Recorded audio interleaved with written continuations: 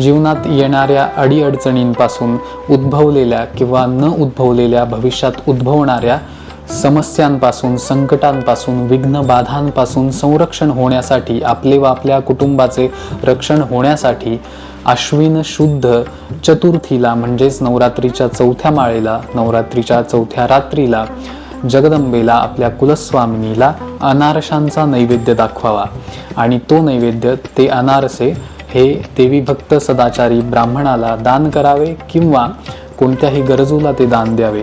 याने जगदंबा, आपली कुलस्वामिनी, ही सर्व आलेल्या किंवा येणाऱ्या संकटांपासून, विघ्न बाधांपासून आपले व आपल्या कुटुंबाचे संरक्षण करते.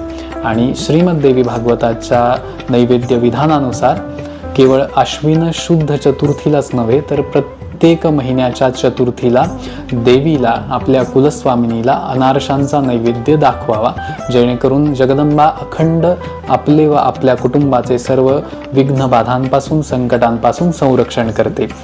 भुवनेश्वरी शरणम.